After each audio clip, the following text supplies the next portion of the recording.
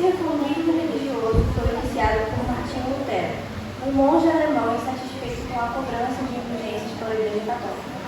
Lutero elaborou as 95 teses e fundamentou uma teologia que deu origem a novas denominações dentro do cristianismo. A Europa do século XVI passava por profundas transformações. As estruturas políticas, econômicas, sociais e culturais que marcaram o continente durante a Idade Média estavam sendo substituídas. Havia expansão econômica e, politicamente, novos interesses e novas formas de governo se consolidavam. A religião perdia sua força, pois, a partir do renascentismo, começou a se consolidar a ideia de que o homem era o centro de todas as coisas. A cultura renascentista também contribuiu para que as artes ganhassem um novo fôlego, resgatando, sobretudo, o legado da cultura clássica. Assim, novas ideias, novas formas de enxergar o mundo foram difundidas com a invenção da imprensa. A Igreja Católica, por sua vez, enfrentava uma crise de credibilidade e sua contestação vinha desde a Idade Média. As críticas à Santa Sé tratavam de questões como a quantidade de terras e outras riquezas na mão da Igreja, a corrupção dos clérigos, o abuso do poder, etc. Assim, questionamentos eram realizados abertamente. Os casos dos Valdenses e as críticas feitas por John Wycliffe e John Huss são demonstrações claras de que a instituição da Igreja Católica se arrastava por séculos. Os dois últimos são considerados precursores da Reforma Protestante. A Reforma Protestante foi um movimento de reforma religiosa que aconteceu dentro do cristianismo, sendo iniciado por Martinho Lutero em 1517. Veremos ao longo do texto que Lutero não desejava criar um movimento religioso que separasse a Igreja Católica, mas que reformasse, uma vez que tinha discordâncias de caráter teológico. As antigas críticas que eram feitas nesse processo foram retomadas por Martinho Lutero, um monge agostiniano que era professor de teologia da Universidade de Wittenberg. Apesar de ser um monge e, portanto, membro do Lutero, Lutero tinha inúmeras críticas à Igreja Católica. O grande questionamento que movia Lutero era a questão da venda de indulgências, isto é, a Igreja pedia doações em dinheiro em troca de perdão pelos pecados. Quando a Igreja tinha um objetivo importante, ela realizava uma venda especial de indulgências e incentivava as pessoas a darem contribuições em troca desse perdão e da garantia de salvação.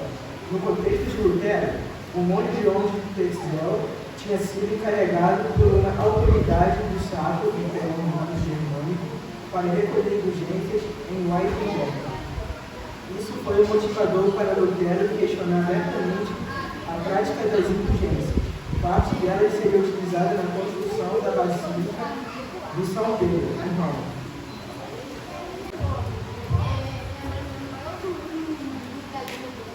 Além disso, Lutero era crítico de outras práticas, como a simonia, isto é, a venda de cargos e funções eclesiásticas.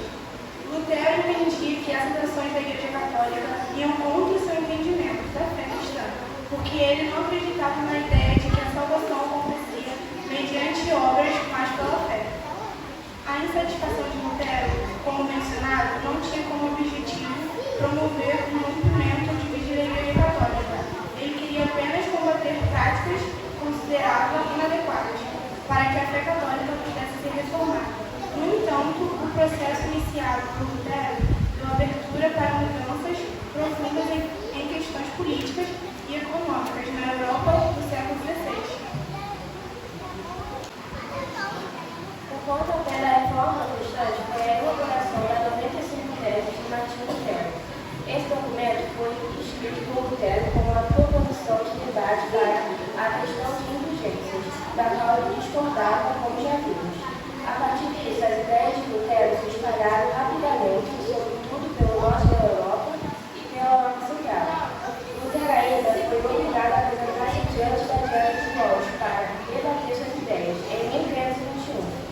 Ele compareceu nessa assembleia em convocação do imperador Carlos V, e após apresentar o que ele tinha considerado herege. Por conta disso, ele ficou um ano escondido no castelo de Altenburg, local onde traduziu a Bíblia para o alemão. Atenção, irmãos!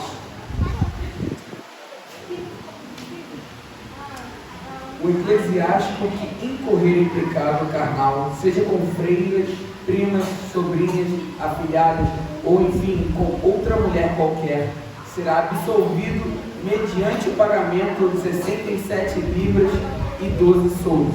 Papa Leão X. Vocês entenderam? Ficou claro? Por favor, Marcelo. Se o assassino tiver matado 2 ou mais homens em um único dia, pagará como se tivesse matado apenas um. Papa Leão X. Por favor, Ana Júlia.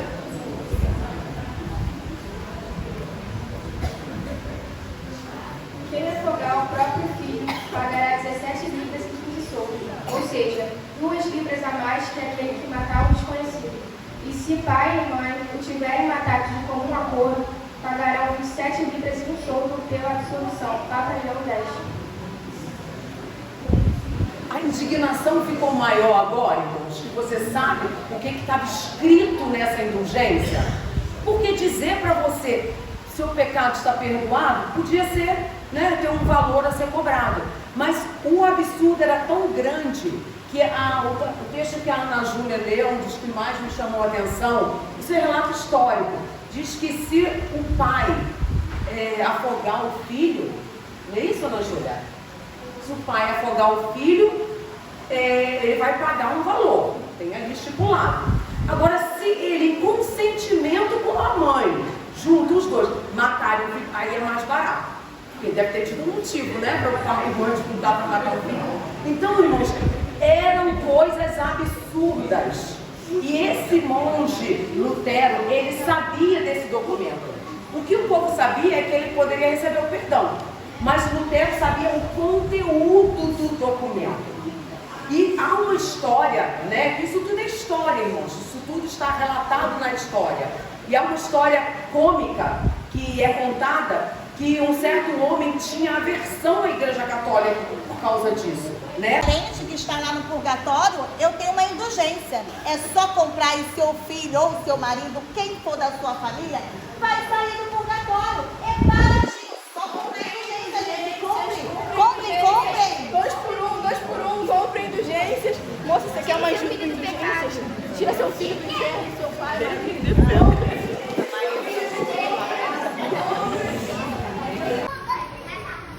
Gente, hoje a Igreja Metodista em Comendador Soares preparou algo muito interessante, que é o dia da Reforma Protestante. Será dia 31, mas nós estamos comemorando hoje. Mas infelizmente quase ninguém veio e nós ficamos decepcionados. Só